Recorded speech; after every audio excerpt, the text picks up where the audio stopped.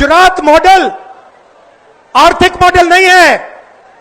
Gujarat model vote चोरी करने का मॉडल है और इस मॉडल को ये 2014 में नेशनल लेवल पे लाए। बीजेपी के लोग जो ज्यादा चिल्ला रहे हैं ना, आप अच्छी तरह सुन लो। हमने अभी सिर्फ कर्नाटक का सबूत दिया है, हम आने वाले समय में लोकसभा का सबूत देंगे, हरियाणा का सबूत देंगे, बाकी प्रदेशों का सबूत देंगे और यह साबित कर देंगे कि बीजेपी आरएसएस वोट चोरी कर कर चुनाव जीतती है। आप देखिए, मध्य प्रदेश का चुनाव चोरी किया, हरियाणा का किया, महाराष्ट्र का किया। हम कुछ बोलते नहीं थे क्योंकि सबूत नहीं था, मगर महाराष्ट्र में सबूत मिल गया, इन्होंने कुछ ज्यादा कर दिया।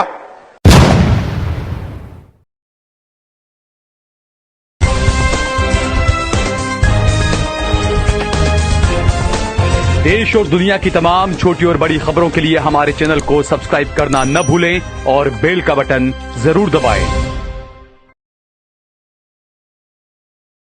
अस्सलाम वालेकुम, आदाब। देश लाइव में आपका स्वागत है। मैं हूं सहल कुरैशी। दोस्तों, राहुल गांधी ने जिस तरीके से संसद के अंदर नरेंद्र मोदी की आंखों में आंखें डालकर कहा था कि इस बार हम गुजरात में आपको हराने जा रहे हैं और आपको गुजरात में हराएंगे इस बार, आप लिख के ले लो, लिख के ले लो, आपको ऑपोजिशन इंडिया गठबंधन गुजरात में हराने जा रहा है। वो ऐसे ही नहीं कहा था, उसके पीछे की एक बड़ी रणनीति, उसके पीछे का एक बड़ा प्लान मेरे ख्याल से कांग्रेस पार्टी और राहुल गांधी तैयार करके चल रहे हैं।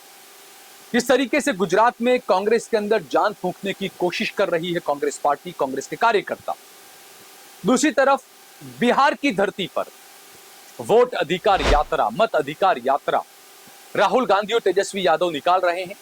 बिहार की धरती से राहुल गांधी ने गुजरात को याद किया और गुजरात मॉडल पर और गुजरात में वोट चोरी को लेकर नरेंद्र मोदी को घेरा। इस दौरान उन्होंने अदानी और वगैरह जितने भी सूट-बूट वाले दोस्त हैं उनको भी निशाने पर लिया।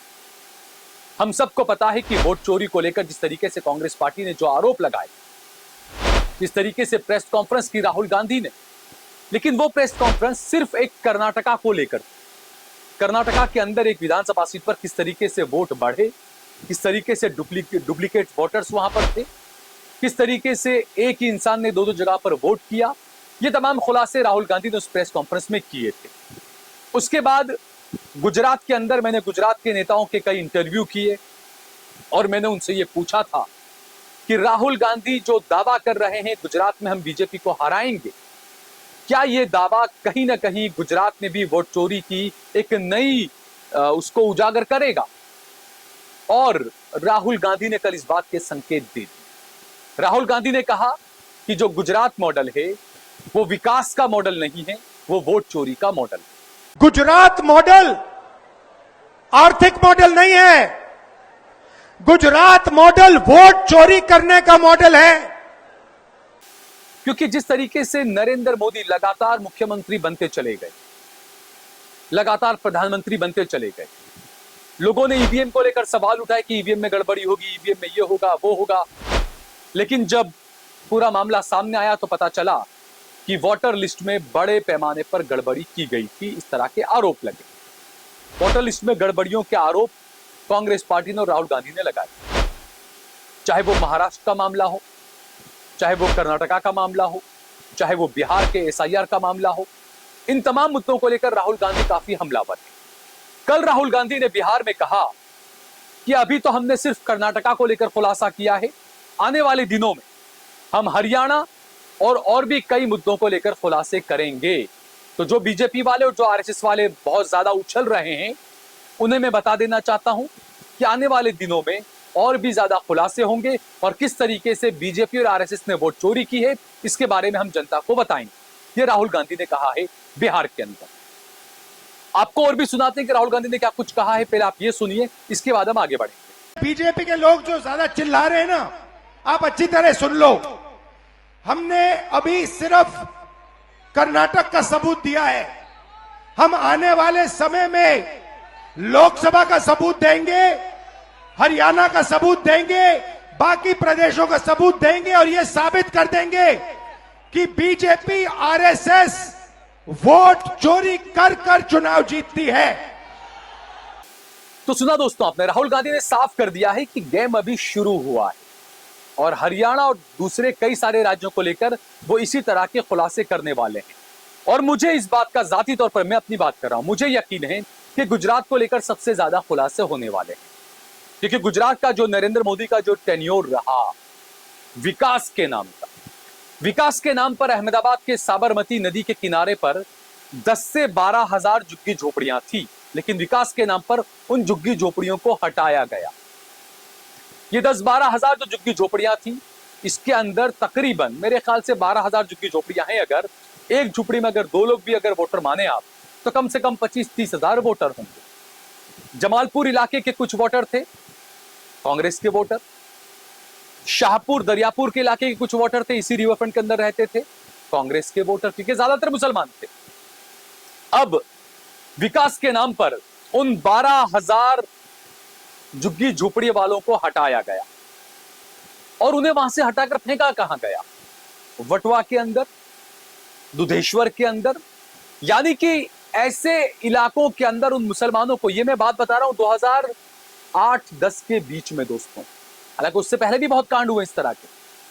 विकास के नाम पर उन मुसलमानों को मकान दिए गए। मान लीजिए 30,000 मुसलमान अगर अहमदाबाद के साबरमती रिवरफ्रंट पर बस रहे थे,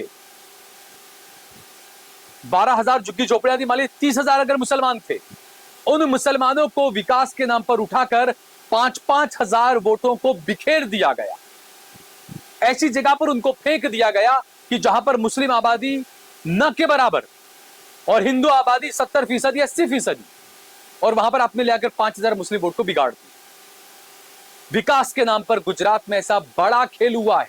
अहमदाबाद में ही नहीं, सूरत में, बड़ौदा में, वडोदरा में, भावनगर में, हर जगह पर आपको परिसीमन के नाम पर इस तरह का खेल नजर आएगा। विकास के नाम पर, कि विकास के नाम पर बड़ी बड़ी बस्तियां उजाड़ी गई और यह दिखाया गया कि देखिए झुग्गी झोपड़ी वालों को हमने बड़े बड़े फ्लैट दे दिए हैं, लेकिन इस विकास के नाम पर, इस मकान देने के नाम पर उन मुसलमानों को, उन दलितों को बीजेपी के वोटरों के बीच में जाकर बिखेर दिया गया। इसके बारे में भी राहुल गांधी को और कांग्रेस पार्टी को सोचना चाहिए। इसके बारे में भी उनको गौर करना चाहिए कि सिर्फ वोटर लिस्ट के अंदर गड़बड़ी नहीं है, वोटर लिस्ट के साथ साथ किस तरीके से वोटों को बिखेरा गया। नरेंद्र मोदी जब से गुजरात के मुख्यमंत्री थे और जब तक गुजरात के मुख्यमंत्री रहे, उस वक्त तक उन्होंने जहां जहां मुसलमानों को जो फ्लैट्स दिए हैं, आवास योजनाएं दी है, कितनी है निकाल के देखिए आप, और किस इलाकों में दी है। किस तरीके से कांग्रेस का, विपक्ष का वोट जो है वो नरेंद्र मोदी ने तिर्री बिरी कर बिखेर कर रख दिया। इसका डाटा उठाकर कांग्रेस पार्टी को चेक करना चाहिए, जनता को, देश को बताना चाहिए। और आने वाले दिनों में जो परिसीमन होगा, वो भी परिसीमन इसी तरीके से होगा। दिखाया जाएगा विकास के, विकास के नाम पर झुग्गी झोपड़ियों को हटाकर हमने मकान दे दिए, लेकिन आप सोचिए कि जहां पर 80, 90, 95% हिंदू आबादी है, वहां पर आप ले जाकर 5,000 मुसलमानों को रख देंगे, तो क्या उनके वोट की कोई अहमियत बचेगी? मुसलमानों के वोट के साथ में इस तरीके से खिलवाड़ किया जा रहा।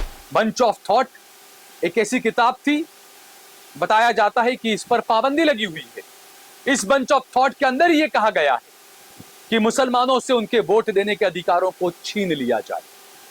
तभी अगर आप वोट देने का अधिकार लिस्ट के अंदर नाम कट करके छीन रहे थे, सुप्रीम कोर्ट ने आप पर ब्रेक लगा दिया, तो अब आप जो है वो इस तरीके का करेंगे कि वो अधिकार तो आप नहीं छीन पाएंगे, लेकिन मुसलमानों को उस तरीके का कर देंगे आपको, उनके वोट की कोई अहमियत ही नहीं बचेगी। तो जो लोग विकास के नाम पर बड़े खुश होते हैं कि मोदी ने मकान दे दिया, मोदी ने फ्लैट दे दिया, सोचें, समझें। विपक्षी पार्टियों को भी इस बारे में बहुत ही गंभीरता से सोचने की जरूरत है कि ये जो गुजरात मॉडल है ना, ये घोटालों का गुजरात मॉडल है, ये मुसलमानों से नफरत फैलाने का गुजरात मॉडल है, ये मेरे हिंदू भाइयों को डराने का गुजरात मॉडल है। आने वाले दिनों में हो सकता है इसको लेकर कई और सारे खुलासे हो सकते हैं। इस वीडियो को ज्यादा से ज्यादा शेयर करें, हमारे चैनल को जरूर सब्सक्राइब करें। डिस्क्रिप्शन में हमने लिंक दिया हुआ है, उस लिंक पर क्लिक करके आप सीधे हमारे साथ जुड़ सकते हैं। हमने हमारा नंबर भी दिया हुआ है, ज्यादा से ज्यादा हमारा सहयोग करें, समर्थन करें। हमें आपके सहयोग की, समर्थन की सख्त जरूरत है। हमें आपके सहयोग की जरूरत इसलिए भी है क्योंकि बहुत कम संसाधनों के साथ हम आप तक वो हर खबर पहुंचाते हैं जो गोदी मीडिया, मेनस्ट्रीम मीडिया आप तक नहीं पहुंचाता है।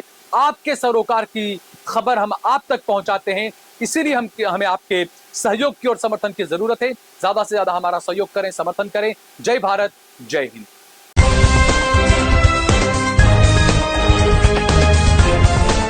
देश और दुनिया की तमाम छोटी और बड़ी खबरों के लिए हमारे चैनल को सब्सक्राइब करना न भूलें और बेल का बटन जरूर दबाएं।